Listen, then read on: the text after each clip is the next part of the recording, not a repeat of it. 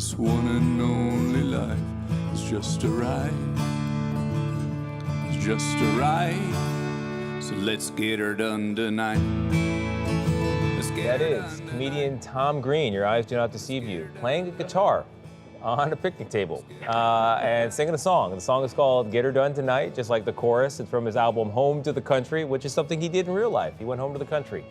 If he looks familiar, it's because you first saw, unless you lived in Ottawa, you first saw Tom Green with his comedy show, The Tom Green Show, not The Green Tom Show, as the intro went. And lately, he's been very, very busy. He's got a documentary about his life and his career. He's got a stand-up special, which are both streaming on Prime Video right now. And look what else he's been up to. I've just made a big change in my life. After spending 20 years in Los Angeles working as a comedian, actor, and TV host, I finally decided it was time to go home. So I sold my house in the Hollywood Hills and I bought this 100-acre farm way out in the wilderness of Canada, but not all that far from where I grew up and close to my family. Welcome to my little slice of heaven. Welcome to Tom Green Country. Not a lot of bugs around here, is there? Tom Green joins us now. It's really great to have you here. So I think the Tom Green Show debuted in '99, late '90s at least. So I was a senior in high school. Yeah. You were influencing all sorts of bad behavior around my house. And many others. Started public access TV in Canada, and we came right here to this studio on MTV. Right here. Yeah. Literally this. This is building. a homecoming, truly. This was the Total Request Live studio, and then when they were done shooting Total Request Live, they would take the set down and put our set up, and we'd.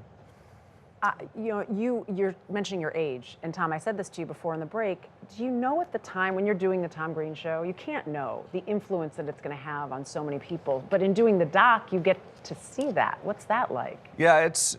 I was just saying it's weird to direct a documentary about yourself. I do not advise anybody to ever do that. You had to go through all these thousands of hours of footage of all these videos I used to shoot back when I was a kid, and it was. Sometimes you look at it and go, what was I thinking, right? But that was the whole point of the show, right? The show was to sort of go out in the street and do something outrageous and get reactions. And that was the early days of home video, and when you could get your hand on a video camera and go out and actually make your own television. The kids at home are like, I don't understand a video camera. We didn't have the phones that could take everything that way. Right. But it is really amazing how internet-y and social your content was when it was old school TV. I mean, essentially, MTV was running a social media channel. Yeah, exactly. So it was kind of was a precursor to social media. The show was sort of a homemade show in a lot of ways. It started out just my friends and I and going out and doing it ourselves. Help me understand your relationship to music and country music, and because I kind of associate music and comedy in one with you, because I know you had Organized Rhyme, the kind of rap group before the TV show. But then when you had the TV show, you had, I think it was a top 5 hit with My Bum Is on the. Oh yeah. No, well, I mean. It went to number 1. Not just top 5. on Total Request Live. And they made me retire it, by the way. I think it would have been number 1. It was number 1 for a week, but MTV made me retire it. I think they thought this can't be real, but we sort of made that song for a bit of a gag, and it actually was voted to number 1. So. So then you sound like Johnny Cash singing country music, but are you singing it as a genuine expression of some country life, or is it like still part of the joke? It's a sincere album. Like the new record is very sincere sort of expression of moving home to Canada, and that's my new show on Prime Video. Is called Tom Green Country, and it's about me leaving Los Angeles after 20 years and moving home to Canada.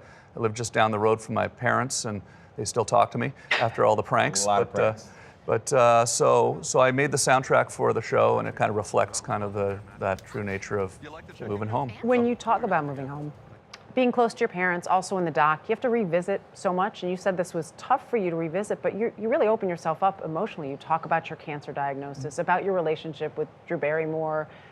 I guess in some ways, why would you want to do that and go down a road that you'd assume might be difficult? Yeah, well, it was interesting talking about the cancer for sure, and we documented my, experience with testicular cancer when I was making the Tom Green Show. That's why the show went off the air on MTV. I got testicular cancer, had to go handle that. We made a special about it. We filmed it, the whole process of going through that cancer battle, and still to this day I have people that come to my shows, young guys who saw that on MTV and diagnosed their cancer because of it. So I felt it was that's kind of a nice result of that. But it is hard to look at some of the stuff. But I think there's been some misconceptions about who I am potentially as a person, because the show was so outrageous. Right. Yeah. Definitely. I was behind the scenes. I would edit the show and make the show, and was kind of somewhat serious about it, and then put out this crazy sort of persona. So I kind of thought it would be nice to be able to take the opportunity to kind of put it all out there in a nice package and let people see how More of the everything real happened. you? Yeah. So yeah, I think there are misconceptions about Yeah. what when people say we have Tom Green on today. I don't know if they expect you to show up with the baguettes on or the meat. Yeah. Right, Yeah. sure, yeah. Pretend like you passed out, watch Yeah. the back ledge there on the chair. But so, like, what do you hope people take away from this stage of your career? Well, I guess one of the things that I'm maybe kind of proud of is the fact that, as a kid, we sort of identified early on that you can make your own content. We found video cameras and we thought, no one's gonna ever. I was a huge fan of David Letterman. I was doing stand-up comedy and loved David Letterman and wanted to do a talk show, and quickly dawned on me, no one's ever going to give me a talk show. Let's just go make our own show. And that's Yeah. what we did. And it sort of became what now is, sort of YouTube and Yeah, TikTok. everybody and has all taken that it stuff. from there. Yeah. Tom, it's great, and there is so much. We didn't even get to talk about stand-up. There is so much. You can love Tom Green in many ways. Yeah, I'm on Thank tour you. now. I'm taking Thank off on you. tour right now on the west coast of the USA. So yeah. We love it.